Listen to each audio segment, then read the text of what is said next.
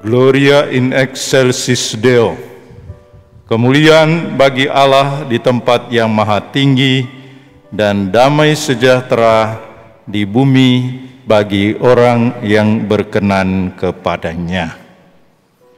Umat sekalian yang saya kasihi dalam Tuhan kita Yesus Kristus. Salam. Selamat malam.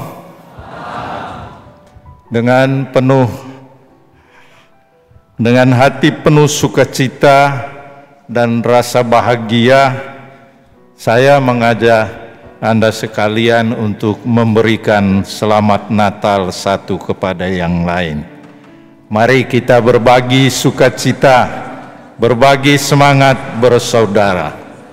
Katakanlah kepada saudaramu di sebelah kiri atau kanan, muka belakang, damai Natal bagimu saudaraku.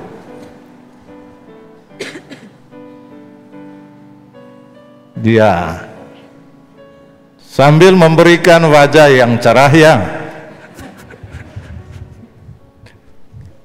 karena esensi atau hakikat dari perayaan Natal itu adalah kita merayakan Tuhan yang memberikan dirinya berupa Yesus yang lahir. Jadi berita utama untuk kita adalah warta Tuhan Allah yang maha tinggi itu memberikan putranya untuk menjadi manusia. Jadi kalau kita merayakan Natal, ya merayakan dengan memberikan sesuatu yang berharga bagi sesama kita. Kalau dalam konteks hidup menggereja kita, ya tadi dengan contoh sederhana saja, kita memberikan salam kepada saudara-saudarimu. Ada mungkin orang yang tidak peduli karena mungkin dia tidak biasa memberi dirinya.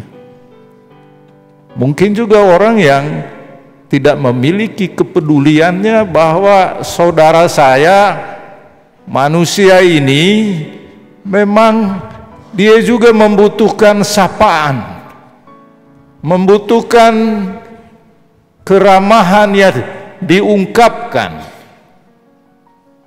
Nah, Tuhan memberikan dirinya hadir di dunia ini dalam rupa seorang bayi mungil, Yesus di Bethlehem. Umat sekalian yang saya kasihi, warta malaikat tadi kita semua dengar, hari ini telah lahir bagimu Juru Selamat. Demikian juga dalam bacaan pertama dikatakan oleh Nabi Yesaya, diramalkannya bahwa akan datang Sang Penyelamat yang diberikan untuk kita. Sebab seorang anak telah lahir untuk kita, seorang putra telah diberikan untuk kita. Jadi peristiwa Natal, kelahiran Tuhan Yesus itu terjadi bukan hanya di Bethlehem 2000 tahun yang lalu, tetapi juga terus-menerus Allah itu diberikan kepada kita hingga saat ini. Apapun keadaan kita, bagaimanapun situasi kita, Tuhan mendatangi kita masing-masing dan bersama-sama. Saudara dan saudari, peristiwa sejarah kelahiran Yesus Tuhan kita tahu terjadi di Bethlehem 2000 tahun yang lalu lebih. Penginjil Lukas bertutur, ketika mereka Yosef dan Maria berada di Bethlehem, tibalah waktunya bagi Maria untuk bersalin, dan ia melahirkan seorang anak laki-laki, anaknya yang sulung. Peristiwa Natal adalah peristiwa kita merayakan kelahiran. Memang luar biasa juga tradisi gereja Katolik kita ini. Ada tradisi liturgi kita yang merayakan kematian Yesus wafat di salib. Tapi ada perayaan liturgis, perayaan iman kita yang juga kita rayakan malam ini, yang merayakan kelahiran Allah yang lahir menjadi manusia, dan dia hadir di tengah-tengah kita. Peristiwa kelahiran. Tentu saja ini diharapkan bahwa kita juga ikut serta dalam memikirkan, dalam merenungkan, dalam merefleksikan tentang kelahiran kembali kita sekalian yang sudah besar ini. Nah, kisah sejarah tadi tidak diceritakan banyak, kecuali diceritakan bahwa anak itu dibungkusnya dengan kain lampin dan dibaringkannya di dalam palungan karena tidak ada tempat bagi mereka di rumah penginapan. Itu sedikit kisah, informasi sejarah kelahiran Yesus. Tidak dikatakan secara detail, misalnya bagaimana Bunda Maria merasakan sakitnya saat melahirkan. Pasti Bunda Maria merasa sakit sebagai seorang ibu yang melahirkan.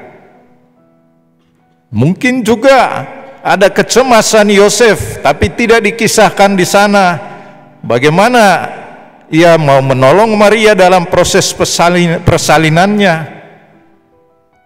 Ada juga kecemasannya apakah akan terjadi kelahiran secara mulus atau tidak. Memang penginjil Lukas tidak menceritakan tentang hal itu, karena fokus perhatian penginjil ialah bayi Yesus itu, sang penyelamat itu. Kelahirannya diberitakan oleh para malaikat. Nah, saudara dan saudari yang saya kasihi, peristiwa kelahiran Yesus itu adalah karya Allah menyelamatkan kita manusia. Allah itu datang dan hadir bagi kita, telah lahir bagimu, bagi Anda, bagi saya, bagi kita semua, bagi dunia masa kini. Yesus itu, Tuhan Yesus lahir, hadir di dalam kehidupan kita. Maka Natal bukan lagi terbatas Natal di Bethlehem, tetapi kini Natal itu terjadi di dalam diri saya, di dalam diri Anda, dan di dalam keluarga, paroki, serta dunia masa kini. Dengan kata lain, saya merefleksikannya begini, saudara dan saudari, dengan dan melalui Natal ini, Allah mengingatkan kita. Dia katakan, akulah Allahmu, tidak pernah membiarkan engkau berjalan sendirian. Aku datang, aku hadir bagimu, meneguhkanmu, menguatkanmu, membahagiakanmu. Aku mengasihimu. Kalau dalam bahasa sekarang, I love you very much. Karena Allah kemudian datang. Apa yang menjadi dasar dari Allah datang dan hadir bersama dengan kita? Ya, tidak ada jasa kita kecuali Allah itu mengasihi kita. Apapun keadaan kita, apapun kedosaan kita, Allah tidak peduli akan hal itu. Dia hanya mempunyai rencana besar bahwa saya mau menyelamatkan umat manusia ciptaannya, supaya mereka tidak hidup dan dikuasai oleh kegelapan, oleh si roh jahat, maka saya datang mendampingi mereka, berjalan bersama mereka, menjadi manusia, bahkan lahir di kandang Bethlehem untuk merasakan penderitaan, merasakan kemiskinan, merasakan perjuangan manusia itu. Dan dasarnya tidak lain tidak bukan karena Allah mengasihi kita. Luar biasa sebenarnya saudara dan saudari. Anda, kita itu mendapat perhatian besar dari Allah. Itulah kekuatan kita. Maka kalaupun kita mungkin dalam pengalaman hidup ini mendapat kurang perhatian dari sesama kita, tidak perlu putus asa. Karena Tuhan tidak pernah meninggalkan saya. Dia mencintai saya, mengasihi saya. Buktinya apa? Buktinya dia lahir sebagai manusia. Dia tidak hanya bercerita bahwa saya akan menyelamatkan. Memang melalui para nabi dulu dinubuatkan bahwa dia akan menyelamatkan kita. Kini nubuat para nabi itu sekarang menjadi kenyataan. Dalam arti tertentu Allah itu sungguh meneguhkan kita. Maka saudara dan saudari, bagi saya kita diingatkan kembali bahwa kita ini keluhuran kita manusia, kemuliaan yang diberikan dan ditampakkan oleh Allah itu kepada kita ialah bahwa kita ini dihargai oleh Tuhan, dicintai oleh Tuhan.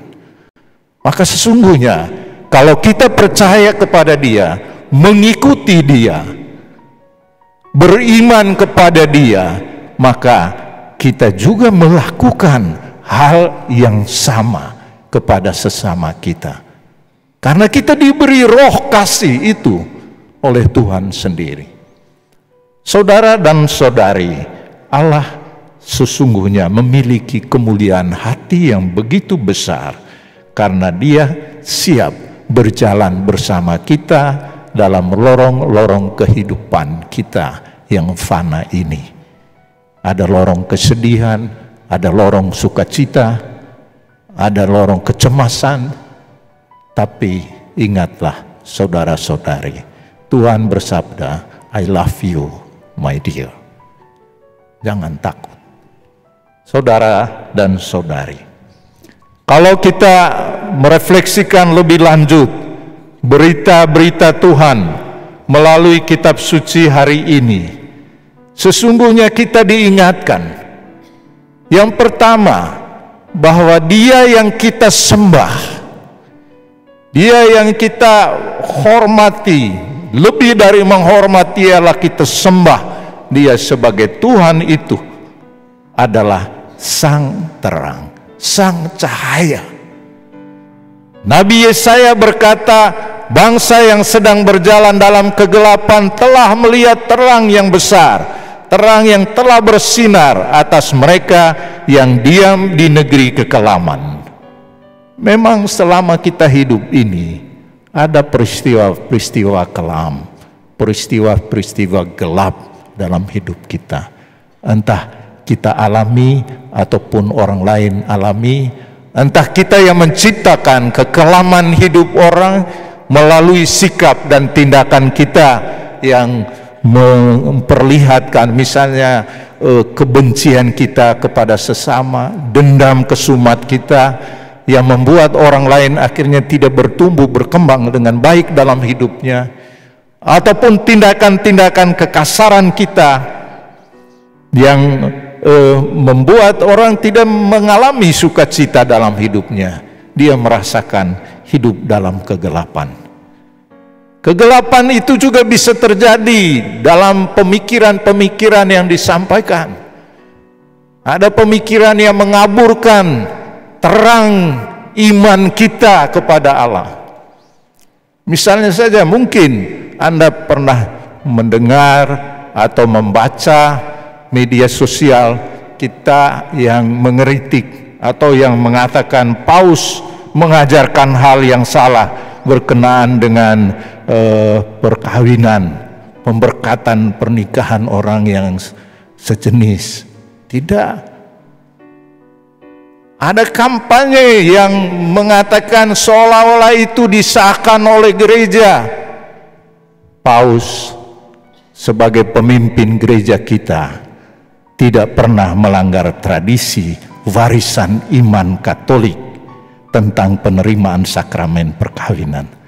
Tetapi ada orang yang berhati gelap, yang berkampanye buruk tentang gereja Katolik dan pimpinan kita, lalu kemudian menyebarkan ajarannya yang sesat menurut dia, interpretasi dia tentang apa yang diajarkan oleh Paus atau apa yang dilakukan itu. Lalu kalau kita ikut-ikut saja pemikirannya, berarti kita ikut hidup dalam dalam kegelapan. Paus kita menyembah sang terang sejati, kebenaran sejati, dan itu kita pelihara dalam seluruh tradisi gereja Katolik dari dulu sampai sekarang, dan tidak berubah pandangan gereja dalam hal ini Paus kita. Maka jangan percaya media sosial yang kadang-kadang mengkampanyekan, menciptakan kegelapan iman kita kalau kita tidak teguh, tidak kuat. Peristiwa malam ini menolong kita sekalian untuk mengikuti sang terang, sang cahaya itu. Dan kita semua, pimpinan gereja kita, mengarahkan kita. Saya di tempat ini juga percaya sungguh-sungguh pada sang terang sejati yang gereja kita dalam kelebihan dan kelemahannya percaya sungguh-sungguh pada ajaran yang benar. Tetapi bukan berarti bahwa kita menyingkirkan orang yang berdosa atau orang yang dipandang bersalah. Tidak, gereja itu berbelas kasih karena Allah berbelas kasih. Dan Allah datang, lahir ke dunia bagimu. Dan bagimu itu bukan hanya bagi kita, juga bagi orang yang mungkin dalam hidupnya dicap bersalah oleh masyarakatnya. Tapi Tuhan tidak menyingkirkan orang itu. Dan kita sekalian yang merayakan Natal malam ini, kita harus mengambil sikap untuk menyembah Tuhan, mengikuti cara Tuhan, dengan menerima sesama kita, mencintai dia, membimbing dia. Saudara dan saudari, hal yang lain juga disampaikan kepada kita, bahwa melalui perayaan Natal ini diungkapkan kepada kita oleh Santo Paulus dalam suratnya tadi kepada Titus. Dia katakan, sang bayi Yesus itu adalah ungkapan nyata kasih karunia Allah bagi semua orang. Sebenarnya hal yang sama mau dikatakan di sana, ialah bahwa Allah mengasihi semua orang. Allah berjanji memberikan kasih karunia kepada semua orang, tak terkecuali. Pemberian istimewa dari Allah untuk kita manusia itu mewujud dalam diri Tuhan Yesus, Putra Daud yang lahir di zaman Kaisar Agustus, memaklumkan untuk mengadakan pencatatan jiwa. Janji keselamatan dari Allah itu dilaksanakan secara tuntas dengan memberikan Yesus Tuhan, sang bayi Natal itu. Dia diberikan untuk menemani kita, untuk meneguhkan kita, untuk mendampingi kita dalam perjuangan hidup ini. Allah memberikan yang terbaik bagi kita. Saudara dan saudari, perayaan Natal ini berjalan beriringan dengan peristiwa dalam negara kita. Ada kampanye pada masa pemilu ini. Banyak janji-janji yang disampaikan oleh politikus ataupun juga oleh calon-calon presiden kita. Allah menjanjikan hal yang terbaik dan melakukannya.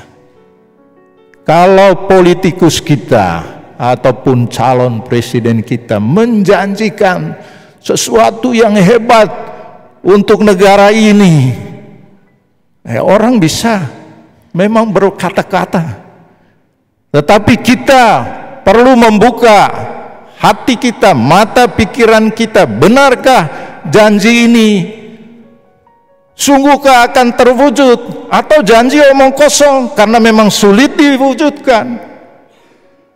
Jangan kita memilih orang yang memberikan janji-janji yang nyatanya menurut pandangan kita dan secara objektif akan sulit diwujudkan. Jadi kita memilih orang-orang yang memang melakukan sesuatu yang baik bagi bangsa ini. Dan mungkin dia menyampaikan programnya, dan program yang konkret yang memang bisa dilaksanakan, bukan hanya janji yang kalau dikatakan janji omong kosong kalau tidak bisa dilaksanakan. Maka kita sekalian, seperti kita memilih Tuhan Yesus, memilih Allah yang mengutus putranya untuk kita sembah, kita puji karena kita meyakini Allah itu tidak berbicara omong kosong, tetapi dia melakukan karyanya. Dia mau menyelamatkan kita, datang mengajar, mendampingi, bahkan dia sampai wafat di kayu salib karena mencintai kita. Tapi Allah itu Maha Kuasa membebaskan, mengalahkan kematian, dan itulah Allah yang kita sembah. Sedangkan kalau manusia yang berjanji, ya kita boleh mendengarkan, tetapi silahkan memilih orang yang memang ya sungguh bisa mewujudkan janji-janji itu untuk kepentingan bangsa kita. Jangan juga kita menjadi orang yang apatis, yang tidak melakukan pemilihan itu. Silakan memilih, bebas kita memilih. Tetapi sebagai orang yang percaya kepada Kristus, kita melihat Allah menciptakan manusia, dan manusia yang baik itu ialah Allah adalah orang yang melakukan janji yang disampaikannya. Akhirnya saudara dan saudari, kita malam ini semakin diingatkan bahwa Tuhan yang kita imani adalah juru selamat dunia, membawa selamat, membawa sukacita, membawa kegembiraan, dan kita menjadi pengikutnya yang juga mendapat tugas untuk membawa selamat bagi orang lain. Kalau kita tidak menjadi orang-orang yang membawa selamat bagi orang lain, berarti kita belum merayakan sungguh-sungguh Natal itu dalam hidup kita sehari-hari. Kalau kita masih menciptakan perpecahan, kalau kita masih hidup dalam dendam kesumat, kalau kita masih hidup dengan kebencian kepada sesama kita, kita belum lahir kembali. Mari kita merayakan Natal ini, berguru pada Sang Bayi Yesus itu, berguru pada Allah yang kita imani.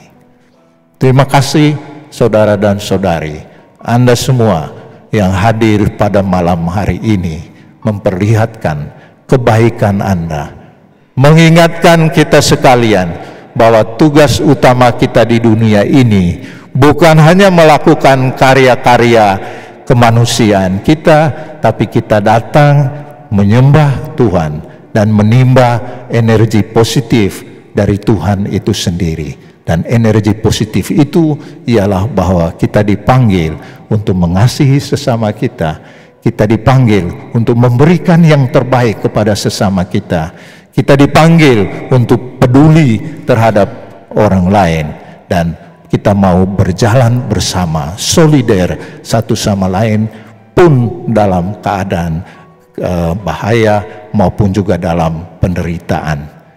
Kita dipanggil untuk membawa selamat, karena kita percaya Yesus yang lahir itu adalah Sang Juru Selamat, dan Dia lahir untuk saya. Berarti Dia juga mendorong saya agar saya menjadi pembawa selamat bagi sesama kita. Selamat Natal saudara-saudari, Tuhan memberkati kita sekalian. Amin.